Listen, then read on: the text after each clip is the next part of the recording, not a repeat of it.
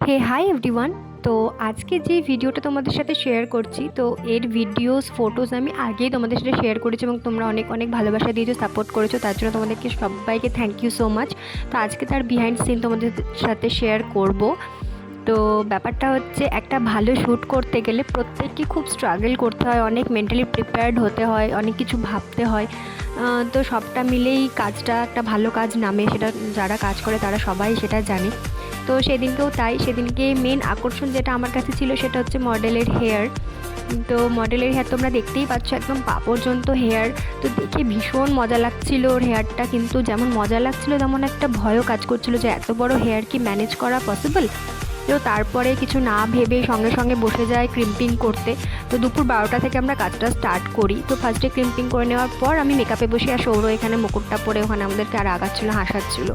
তো আমরা সেভাবে হাসতে হাসতে কাজটা স্টার্ট করে দিই দুপুর 12টা নাগাদ। আমাদের সেদিনকে দুটো লুক করার কথা ছিল, তো দুটো লুকই আমরা করেছি। একটা লুক তো ফার্স্টে তোমরা দেখলে, আর এটা হচ্ছে সেকেন্ড, মানে মেকআপটা যদিও একটাই ছিল, লুকিংটা আলাদা ছিল। তো এটাই ন্যাচারাল ব্যাপার, এটাই সবাই করে। তো ফার্স্টের লুকটা তো তোমরা দেখলেই। তো এটা মানে যখন মেকআপ করছিলাম তো আস্তে আস্তে ছোটো ছোটো ভিডিও ক্লিপ নিচ্ছিলাম। কিন্তু ব্যাপারটা হচ্ছে, আমরা কখনো বুঝতেই পারিনি যে আমাদের শ্যুটটা করতে এতটা লেট হবে। হ্যাঁ, এতটা লেট কেন বলছি, তোমরা ভিডিওটা দেখো তাহলেই বুঝতে পারবে যে আমি কেন বলছি। মানে আমরা তখনও পর্যন্ত জানতাম না যে কি হতে চলেছে সেদিনকে। তো তোমরা তো প্রথমেই দেখলে যে হেয়ারটা কত বড় ছিল মডেলের। তো সে একা একা করা পসিবল ছিল না, তাই সৌরভ সেদিন আমাকে প্রচণ্ড হেল্প করেছিল হেয়ারটা করতে, না হলে কখনোই পসিবল ছিল না। আর তারপরে যেটা মজার একটা ঘটনা ঘটে সেটা হচ্ছে সিঁদুর পরানো। আমাকে নিয়ে সবাই রাগাচ্ছিলো, হাসাচ্ছিলো যে আমি কতজনকে আর বিয়ে করবো, কারণ প্রত্যেকে আমি এভাবে সিঁদুর পরাই। তারপরে এটা হচ্ছে তার ফাইনাল লুক। তো ফাইনাল লুকটা দেওয়ার পর সামনে থেকে সত্যিই মনে হচ্ছিলো যে মা লক্ষ্মী এসেছে। কিন্তু ব্যাপারটা হলো, আমাদের শ্যুটটা কখন হলো? শ্যুটটা শুরু হলো রাত 12:30। হ্যাঁ, আমাদের শ্যুট শুরু হয়েছে রাত্রি 12:30টার সময়। কেন হয়েছে তারও একটা রিজন আছে, সব কিছুরই একটা রিজন থাকে, তো এটারও একটা রিজন আছে। তো কী রিজন না, আমাদের যে ড্রাই আইসটা আসার কথা ছিল সন্ধ্যাবেলায়, সেটা আমাদের আসতে অনেকটা লেট হয়ে যায়। তো 12:30 থেকে আমাদের শ্যুটটা স্টার্ট হয়।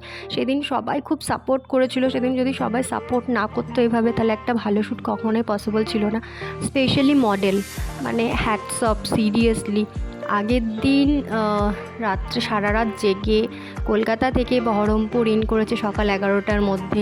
তারপর 12টা থেকে সারাদিন কাজ করে, সারা দিন সেজে কুজে, আবার সারা রাত্রি জেগে এত ভালো এক্সপ্রেশন দেওয়া, সত্যি দিদি ছাড়া ইম্পসিবল ব্যাপার ছিল। কতটা স্ট্রাগল করেছে সত্যি, সেদিন না দেখলে বুঝতে পারতাম না। তার জন্য দিদিকেও অনেক থ্যাংক ইউ।